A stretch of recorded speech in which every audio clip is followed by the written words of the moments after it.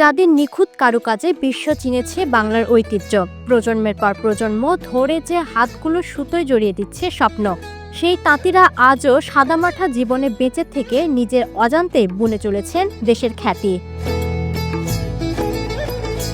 প্রায় 2 দশক ধরে চলে আসা টাঙ্গাইল শাড়ির বুনন শিল্পকে সম্প্রতি সময়ে সাংস্কৃতিক ঐতিহ্যের স্বীকৃতি দিয়েছে ইউনেস্কো। এমন সম্মাননা দেশ ও তাঁত ব্যবসায়ীদের মধ্যে বেশ স্বস্তি এনে দিলেও তা নিরলস পরিশ্রম করে যাওয়া তাঁতিদের ভাগ্যের চাকা ঘোরাতে পারেনি। তাদের দৈনন্দিন জীবনে অভাব হানা দিচ্ছে আগের মতোই।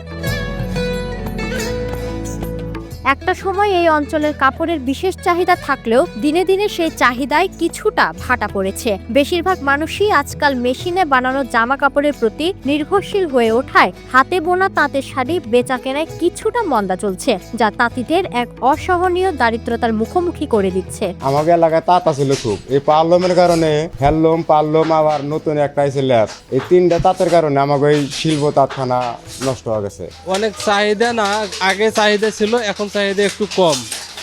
এর ক্ষেত্রে আমাদের হলো যেটা শ্রম করি, এই শ্রমের যেটা আয় পাই আমরা, তার উপর খুবই একটু খুব কষ্ট করেই চলি। দিনে দিনে তাঁতের শাড়ির চাহিদা কমে যাওয়ায় পর্যাপ্ত পারিশ্রমিক পাচ্ছেন না বলেও অভিযোগ রয়েছে তাঁতিদের।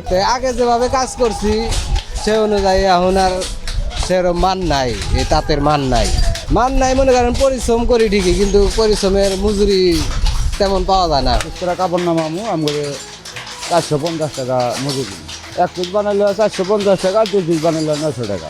জামদানি এবং জরি শাড়ি সহ আরো নানা ধরনের শাড়ি তৈরি করেন তাঁতিরা। এখানে চিত্ররঞ্জন হয়, মনে করেন জামদানি হয়, আরো অন্য শাড়ি চলে। এখানে জামদানি, তারপরে বুটা শাড়ি, আরো অনেক শাড়ি আছে, জরি শাড়ি আছে, বিভিন্ন রকমের শাড়ি আছে। এখন শাড়ির পাশাপাশি নারীরা অন্যান্য পোশাকের প্রতিও আগ্রহী হয়ে ওঠায় দিনে দিনে হাতে বোনা শাড়িও পছন্দের তালিকার বাইরে থেকে যাচ্ছে। আগে বাংলাদেশে দেখা গেছে যে শতকরা 95% শাড়ি পরতো, আর যারা অবিবাহিত তারাই শুধু সালোয়ার কামিজ পরতো। আর এখন তো তা না, এখন হলো 95% হলো সালোয়ার কামিজ আর 5% আছে শাড়ির মধ্যে। শাড়ি গাড়ি চলে না, আমরা তাঁত মাছ ভালো করে বুনে হারি না, আমাদের টাকা পয়সা একটু শর্ট, কাজ কাম আমরা কোনো তাই জানি না।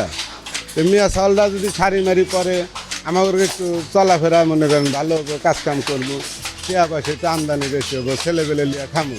ইউনেস্কো স্বীকৃতির ঘটনা তাঁত ব্যবসায়ীদের জানলেও এই ব্যাপারে একদমই কোনো ধারণা নেই প্রান্তিক তাঁতিদের। না, এটা আমরা জানি না, এটা আমাদের বলেও নাই, আমরা জানিও না। আমরা শুধু কাজ করি, মজুরি নেই। তাছাড়া বাইরে কি হয় না হয়, কেউ কি পাইলো না পাইলো, আরাম করে কি হইলো না হইলো, কি আইলো না হইলো, এটা আমরা করতে পারবো না।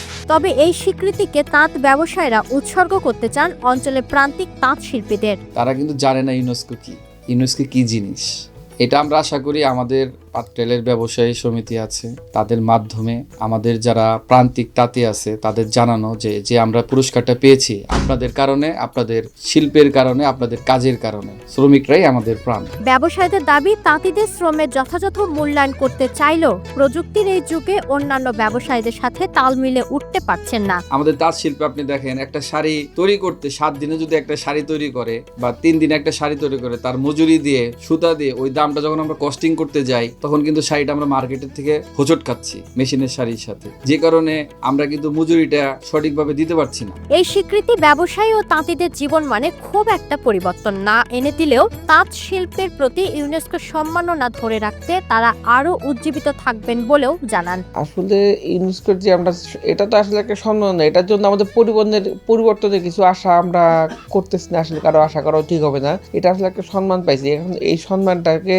আমাদের টিকিয়ে রাখার জন্য আমাদের শ্রম দিয়ে এটাকে আসলে সম্মানটাকে টিকিয়ে রাখতে হবে। সম্মানটা তো আসলে কিছু পাওয়ার জন্য মনে হয় আশা করাটা ঠিক না। বিমূর্ত শিল্পীকে টিকিয়ে রাখতে এবং এই শিল্পকে বিশ্ব দরবারে তুলে ধরতে সরকারের প্রতি কিছু পদক্ষেপ নেওয়ার আহ্বান জানান পেশা ও ব্যবসা সংশ্লিষ্টরা। সরকারের কাছে প্রত্যাশা বলতে আমাদের আমার ব্যক্তিগত এই যে মতামত যেটা, সেটা হলো এই আপৎকালীন সময়ে আমাদের সরকারের আমাদের প্রোডাক্টটাকে বাজারজাত করা। আর আমরা বারবার বলতেছি, আমি ব্যক্তিগতভাবে বলতেছি যে আমাদের প্রোডাক্টটাকে আসলে বিশ্বায়ন করার জন্য আমরা ইউরোপিয়ান মার্কেটে যদি যেতে চাই তাহলে সেটা আমাদের একার পক্ষে সম্ভব না। ইউরোপিয়ান মার্কেট, আফ্রিকার মার্কেটে যদি আমরা ঢুকতে চাই, আমরা শাড়ি হিসাবে ঢুকলাম না, আমরা একটা ক্লথ হিসাবে ঢুকলাম এটাকে। আমরা যদি ওরা যা চাই সেইভাবে যদি আমরা যদি ওই অন্যান্য বায়ারদের সঙ্গে আমরা যোগাযোগ করতে পারি, সেই ক্ষেত্রে হয়তো আমাদের ব্যবসাটা একটু ভালো হলেও হতে পারে। সেই ক্ষেত্রে অবশ্যই মানে সরকারের গভর্নমেন্টের সহযোগিতা লাগবে। তাছাড়া আমাদের পক্ষে ইউরোপের মার্কেট দখল করা কিংবা ইউরোপের মার্কেটে যাওয়াটা আমাদের ব্যক্তিগতভাবে কোনোভাবেই সম্ভব না। এটা আমি তো সহযোগিতা একভাবেই কামনা করি। আজকে ওয়ার্ল্ডের এমন একটা আমরা পুরস্কার পেলাম ইউনেস্কোর। আজকে যদি আমাদের সারা পৃথিবীতে যতগুলো দেশ আছে প্রতি বছরই কোথাও না কোথাও এম্বাসিতে মেলা করে, আমাদের বাংলাদেশ এম্বাসিতে আমাদের যদি তাঁত শিল্পীদের ওখানে নিয়ে যায় এবং আমাদের বাঙালি কমিউনিটির সাথে একটা আত্মিক মেলবন্ধন করে দেয়, তাহলে আমাদের একদিকে বাংলাদেশের এই শাড়িটাও একটা মার্কেটিং খুঁজে পাবে এবং আমাদের তাঁত শ্রমিকরাও এই বাস্তব জীবন তারা ফিরে পাবে এবং সুন্দর একটা জীবন ধারণ করতে পারবে। আমাদের সরকারের কাছে দাবি এগুলা একটু আমাদের টাঙ্গাইল শাড়ির যে হাতের বুননদের তাদের তাঁতেদের পাশে থাকার জন্য আমরা খুবই দৃষ্টি আকর্ষণ করছি সরকারের কাছে।